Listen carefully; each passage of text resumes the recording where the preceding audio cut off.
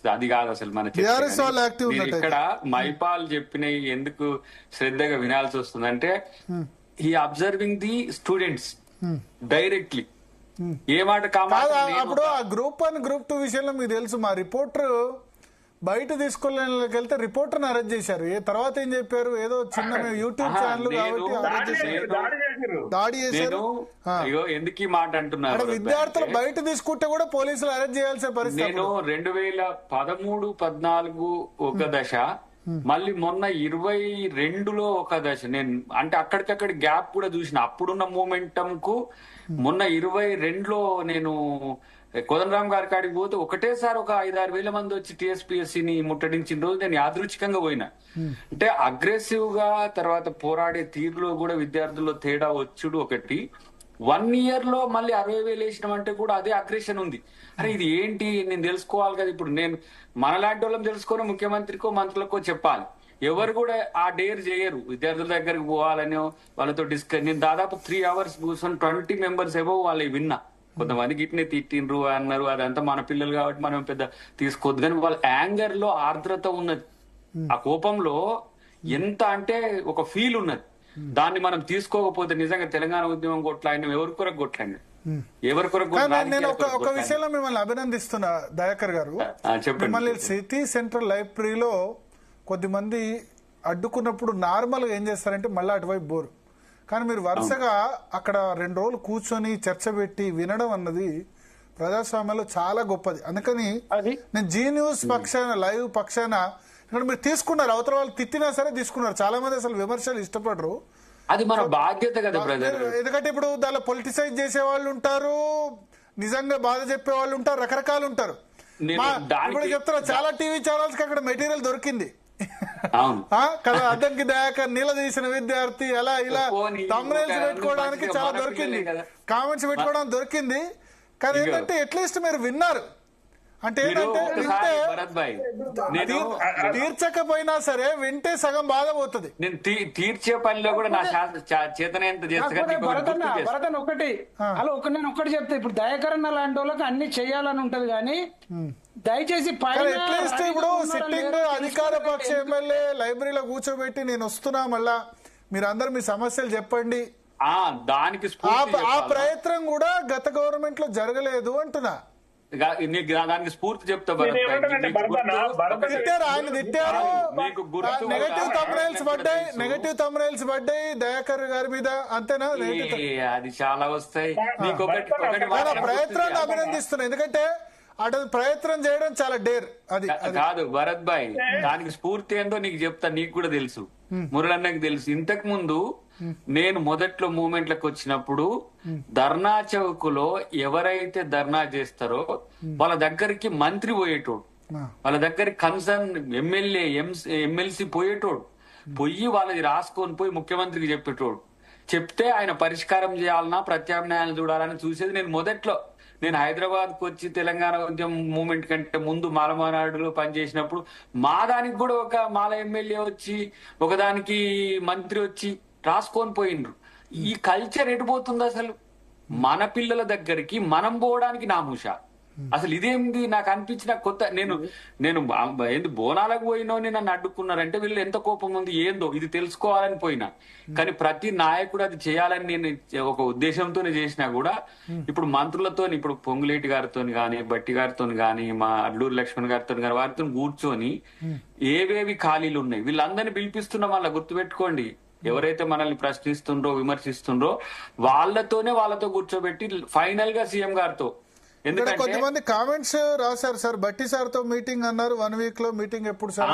అది ఇప్పుడు ఇదేమైందంటే ఇగో ఇట్లా వాళ్ళు ఏంటంటే కొంత ఇబ్బంది పడుతున్నారు. వీళ్ళు వచ్చి అడిగితే మేము ఏం చెప్పాలని తీసుకోండి, మొత్తం ఇన్ఫర్మేషన్ తీసుకొని. ఒక రోజు లేట్ అయితే నష్టమైంది.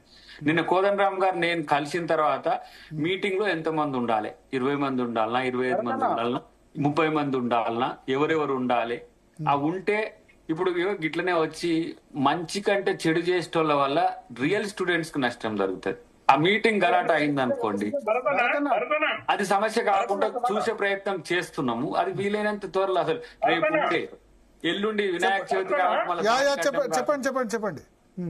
ధరని దరిద్రం వీళ్ళు నోటిఫికేషన్లు ఇచ్చుడు ఏందో సచ్చుడు ఏందో అదొక భాగం అయితే ఈ కేసులతో నిరుద్యోగుల్ని భయపెడుతున్నారన్న వీళ్ళు.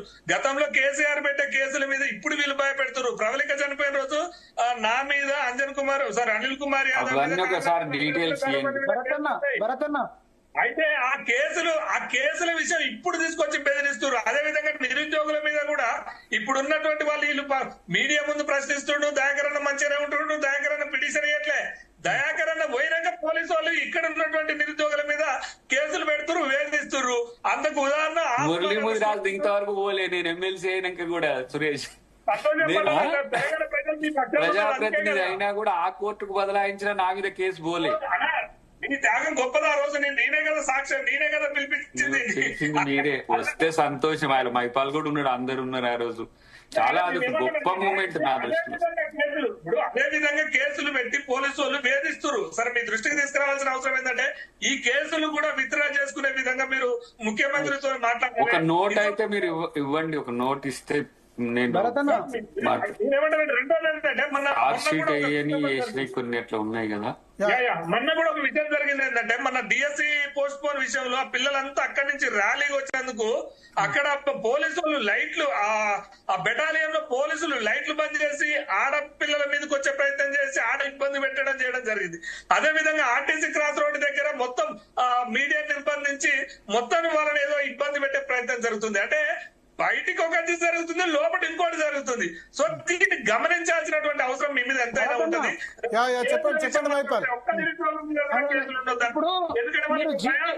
భయాందోళన ఉన్నారు. ఇప్పుడు ఉద్యోగం కోసం అడిగితే తప్పు అవుతుంది, ఈ కేసుల వల్ల మాకు ఉద్యోగం ఆడరాదు అని ఒక భయాందోళన ఉన్నది కాబట్టి సో ఆ కేసుల విషయం కూడా నిరుద్యోగుల మీద ప్రశ్నించిన వాళ్ళ మీద కేసులు కూడా డిమాండ్ గా పెట్టండి సురేష్. అది కూడా ఒక డిమాండ్ గా పెట్టండి. రెండోది పోలీస్ నోటిఫికేషన్ అనేది చాలా ఇంపార్టెంట్ అన్న. 46 జీవో మీద అది ముఖ్యంగా మన నల్లగొండ జిల్లాకు చాలా అన్యాయం జరుగుతుంది. 46 జీవో వల్ల తర్వాత రానున్న కాలంలో మన జిల్లా వాళ్ళకి అన్యాయం జరుగుతుంది. అది మీరు ఇనిషియేటివ్ గా తీసుకోవాలి. ఇప్పుడు మీరు నిమ్మకలు బిడ్డగా నల్లగొండ ముద్దు బిడ్డగా మీరు ఇనిషియేటివ్ తీసుకొని మీరు ప్రత్యేక దృష్టి పెట్టి ఈ 46 జీవో బాధితులని ఆ బాధిత 46 తెలిసిన దిగిన అందుకని ఏమన్నా కానీ మైపాల్ చెప్పండి. నాకు తెలిసి ఇటు అద్దంకి దగ్గర నాకు పైనుంచి అక్షింతలు పడతాయి, ఇటు కింద నుంచి అక్షింతలు పడతాయి అనుకుంటున్నా. లేనిపోని డిబేట్ లకు పోతావు, వాళ్ళు అది వీళ్ళు ఇదని అక్కడికి వెళ్ళి ఇక్కడ దొరికిండు కదా బరుకుదాం అన్నట్టు వీళ్ళు ఇవన్నీ ఉంటున్నాయి అనిపిస్తుంది. కానీ ఇప్పుడు జీ తెలుగుకి వచ్చినట్టు నేను అన్నది పెద్ద పెద్ద కోరికలు కోరట్లే. ఇంతకుముందు సురేష్ చెప్పినట్టు నా మనసులో కూడా అదే ఉండే.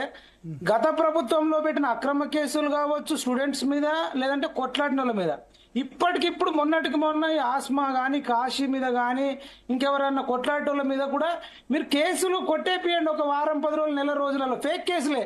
తప్పు చేసినవి ఉంటే ఉండని, తప్పు చేయని ఫేక్ కేసులు ఉంటే మీరు కొట్టేపియండి. మీకు వాట్సాప్ చెప్తాం, మీరు ఒక అడుగేసి ముందుకేసారు అనేది మాకు ఒక నమ్మకం కూడా వస్తుంది. అయితే ఇప్పుడు ఆస్మా వచ్చిన రోజు నాకు కాదు, నాకు ఉద్యోగం ఇవ్వకపోతే పెళ్లి నువ్వే చేయాలన్నది. కానీ రాకి నాకు కట్టాలి, వేరే వాళ్ళకి కట్టింది. అన్న రేపు పంపిస్తాము, రేపు రాఖీ కడుతుంది.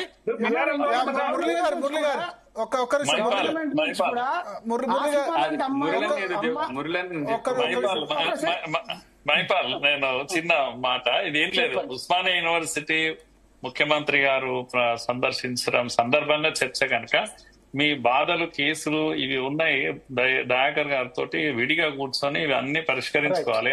ఆ యాక్సెస్ నీకు ఉంది, ఆయనకు ఆ చొరవ ఉంది కనుక ప్రాబ్లం లేదు. మనం ఇక్కడ డిస్కస్ చేసే కన్నా అది ఎట్లా పరిష్కారం అవుతుంది అనేది చూసుకోవడం చాలా మంచిది.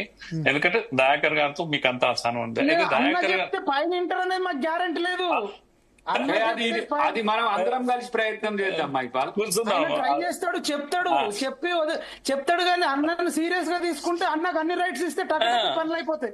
కాదు, మనం ప్రయత్నం చేద్దాం, నేను చెప్తా. ఎందుకంటే అదొకటి చేయండి అన్న. ఇంకొకటి రెండోది ఇమ్మీడియట్ గా అత్యంత నిరుపేదలు, గతం నేను మళ్ళీ చెప్పింది ఒకసారి రిపీట్ చేస్తున్నా, అమ్మా నాన్న లేని వాళ్ళు కానీ తల్లియో తండ్రో లేని వాళ్ళు, భూమి జాగలేని నిరుద్యోగులను కొంచెం ఐడెంటిఫై చేసి ఎంతో కొంత నిరుద్యోగ అభివృద్ధి పేరు పెడతారా, ఇంకేదైనా యువ వికాస్ పేరు పెడతారా, కొంచెం ఎవరు సూసైడ్ చేసుకోకుండా. ఎందుకంటే దిక్కులేని వాళ్ళే మొదట సూసైడ్ చేసుకోవడానికి ట్రై చేస్తారు.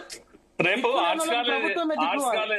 ఆర్ట్స్ కాలేజ్ కాడ ఛాయకు పిలవండి దయాకర్ గారిని. రండి దయాకర్ అన్న, మీరు రండి. అన్ని ప్రాబ్లం రాజమౌళి వెంకటరమణ మళ్ళా మొదలు పెట్టి ట్రోల్ చేస్తారు ఏమన్నా? రండి మీరు, కోదండరాం సార్ని తీసుకొని రండి మీరు. కోదండరాం సార్ మీరు కలిసి రావాలి దయాకర్ అన్న. అయితే ఇప్పుడు అయితే next నేను రాకుండా friendly గా మాట్లాడదాం. దయాకర్ అర్థంకి దయాకర్ నల్ల దొరుకుతారో లేదో నాకు చిన్న ఎందుకు విషయం. దొరకనా? ఎప్పుడన్నా పిలిస్తే వస్తా. లే, అంటే ఏం లేదన్న మీడియా ఓకే, సో జనం మీరు చూడడానికి. దయాకర్ గారు సిటీ సైట్ సెంట్రల్ లైబ్రరీలో పెట్టినట్టు ఉస్మానియా యూనివర్సిటీ కూడా మీరు పెడితే మేము దాన్ని టెలికాస్ట్ చేసిన సిద్ధం.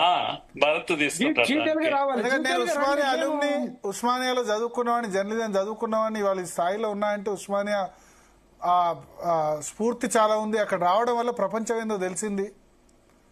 అక్కడికి వచ్చేంత వరకు తెలియదు. అప్పటి వరకు జగిత్యాల ఓన్లీ ధర్మపురి జగిత్యాల పరిమితమైన వాడిని అక్కడికి వచ్చిన తర్వాత మిగతా ప్రపంచం తెలిసింది.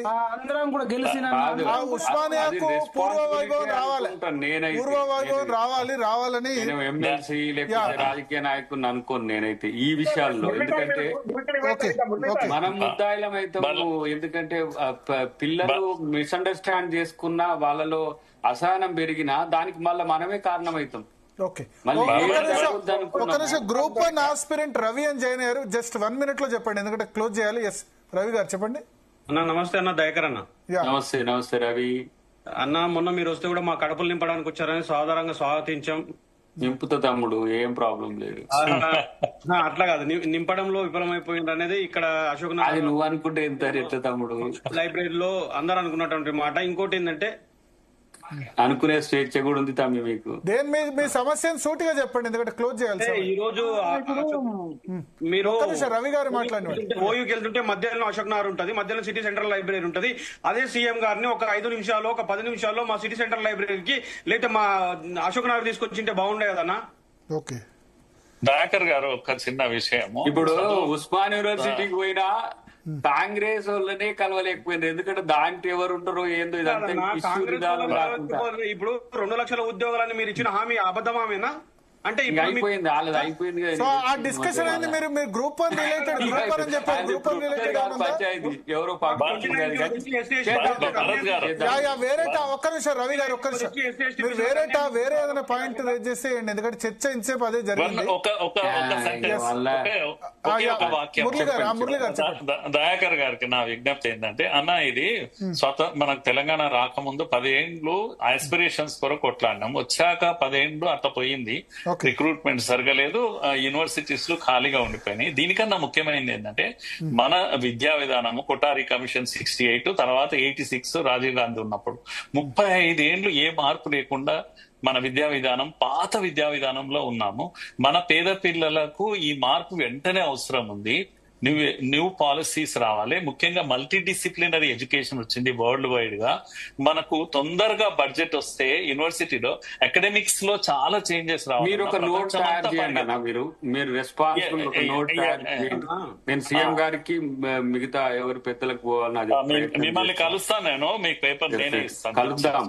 నేనేమంటున్నంటే మనోడు మిత్రుడు లైబ్రరీ మిత్రుడు కూడా ఎవరైనా సరే మనం అందరం కలిసి చేద్దాం అనేది ప్లాన్ చేద్దాం. ఇప్పుడు నేనేమో పెద్ద అని కావట్లేదు, కానీ మీ డిమాండ్స్ లో ఉండే సిన్సియారిటీని కన్వే చేస్తే అసలు ఏం చెయ్యాలనో తెలవాలి పాలకునికి. నాకు మొన్న నేను లైబ్రరీకి పోయింది కూడా, అసలు ఫస్ట్ ఇన్ని రకాల సమస్యలు ఉన్న వాటిని తీసుకోకుండా నేను ఎవరితో చర్చించాలి, ఏం చర్చించాలి. నేను అసలు వీళ్ళతో కనెక్టివిటీ ఎందుకు లేదు. నేనేమో పట్టభద్రులు ఎమ్మెల్సీని కాదు, నేనేమో స్టూడెంట్ మూవ్మెంట్ ఇప్పుడు చేసేటోని కాదు, నేను మెయిన్ స్ట్రీమ్ పాలిటిక్స్ లో ఉన్నాను. బట్ వేర్ యాజ్ స్టూడెంట్ అనేటోడు కనెక్టింగ్, రేపటి ఫ్యూచర్ తనను ఒక మంచి హ్యూమన్ రిసోర్స్ గా తయారు చేయడానికి మన వంతు పాత్ర ఎంతైతే అంత చేయాలి. కానీ రాజకీయాల కోసం రచ్చ చేస్తాము, టీఆర్పీ కొరకు పెంచుతాము, ఇట్లాంటి వాటిని పట్టించుకోవాల్సిన అవసరం ఉండదు. ఎందుకంటే అది వాళ్ళ మిమ్మల్ని అప్రిషియేట్ చేస్తున్నాము. థ్యాంక్ యూ అద్దంకి దయాకర్ గారు, రవి గారు, మైపాల్ యాదవ్ గారు, సురేష్ యాదవ్ గారు, మురళీ మనోహర్ గారు, అదేవిధంగా అశోక్ సార్ గారు. చాలా సుదీర్ఘ చర్చ నడిచింది 1.5 hour పాటు. 2-3 పాయింట్స్ ఉన్నాయి. ఒకటి, ప్రభుత్వం 2 లక్షల ఉద్యోగాలు భర్తీ చేస్తా ఒకటే సంవత్సరంలో అని చెప్పింది. 60,000 భర్తీ చేస్తామంటున్నారు. బట్ అవన్నీ మెజారిటీ ఉద్యోగాలు కూడా బీఆర్ఎస్ హయాంలో గతంలో పరీక్షలు పెట్టినవే. కాబట్టి ఉద్యోగాల భర్తీ ఫాస్ట్గా చేయమని విద్యార్థులు కోరుకుంటున్నారు. ఉస్మానియా యూనివర్సిటీ 1000 కోట్లు చెప్పడం కాదు, ఎంతో కొంత ఇమ్మీడియట్గా రిలీజ్ చేయాలి. కనీసం 100 కోట్లైనా సెప్టెంబర్లో రిలీజ్ చేస్తే దానికి క్రెడిబిలిటీ ఉంటుంది. మూడవది, విద్యార్థుల మీద కేసులు చాలా సందర్భాల్లో గతంలో ప్రభుత్వం పెట్టారు, ఈ ప్రభుత్వం కూడా పెట్టారు. వాటన్నిటిని ఎత్తివేయాలని విద్యార్థులు కోరుకుంటున్నారు. మరి ప్రభుత్వం ఏం చేస్తుంది ఈ విషయంలో చూడాలి. చిన్న బ్రేక్ తీసుకుందాం. బ్రేక్ తర్వాత డిఎన్ఏలో నిన్న మహేష్ కుమార్ గౌడ్